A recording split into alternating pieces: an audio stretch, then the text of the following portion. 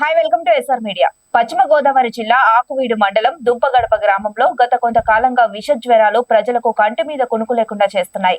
ఈ జ్వరం వస్తే ఒక్కరోజు మాత్రమే ఉంటుందని, చేతులు వాయడం, మొహం వాడడం, ఒళ్ళు నొప్పులు వంటి లక్షణాలు వచ్చి చాలా ఇబ్బంది పడుతున్నామని చెబుతున్నారు వారు. అయితే శనివారం దుర్గాలహరి అనే 15 సంవత్సరాల బాలిక కూడా ఇవే లక్షణాలతో ప్రభుత్వ ఆసుపత్రిలో చేరింది. బాలికను పరీక్షించిన వైద్యులు చికిత్సలో భాగంగా ఒకదాని తర్వాత మరొక ఇంజెక్షన్లు వెంటనే వేశారని ఆ బాలిక తల్లి తెలిపారు. అయితే చికిత్సలో ఉండగానే బాలికకు వాంతులు, విరేచనాలు, నోట్లోంచి నురగలు వచ్చాయని వెంటనే ఏలూరు ప్రభుత్వ ఆసుపత్రికి తీసుకెళ్లడానికి ప్రయత్నించగా దారిలోనే తమ కుమార్తె మృతి చెందిందని తల్లి వాపోయారు.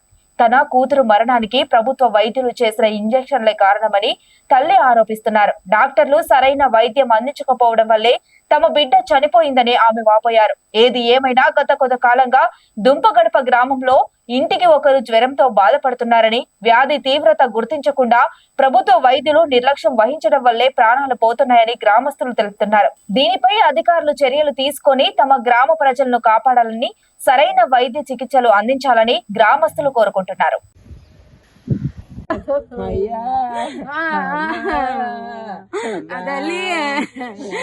చిన్నదా 10ంటిదా బాగానే ఉందండి. 10ంటికి మామూలు సిలైన్ చేశారు. జ్వరానికి వాంత అయింది అన్నాను. వాంతులకి ఇండేషన్ చేశారు. 2 ఇండేషన్ ఒకసారి చేశారు. చేయంగానే పాప బాత్రూమ్కి వెళ్ళింది.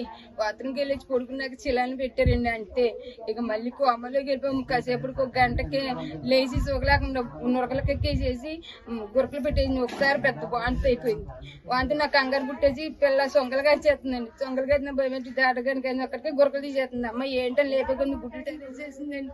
వాళ్ళు గబగబా వచ్చేసరికి పిల్ల మళ్ళీ బీపీ అయ్యి చెక్ చేసేసరికి సోయిలో లేదండి. చెమటలు పట్టేసేసింది. బాగా బీపీ బాగా డౌన్ అయిపోయింది. అన్ని చేశారు. నన్ను అవతల పంపించేశారండి. ఏం చేశారు తెలియదండి. ఇండేషన్ చేశారు నాకు తెలియదండి. పాపని తీసుకుని నన్ను నా పాప నేను పట్టించుకుంటాను ఇచ్చేయమన్నాను. ఆఖరికి ఏలూరు హాస్పిటల్ రాశారు. ఏలూరు హాస్పిటల్ రాసేసరికి సగంలోనే పిల్ల ప్రాణం పెద్ద విరేషన్ ఒకటి అయిపోయిందండి. ఆ విరేషన్ ప్రాణం పోయిందండి. పిల్లలే వద్దండి నేను పాల్స్ హాస్పిటల్కి తీసుకెళ్తాను.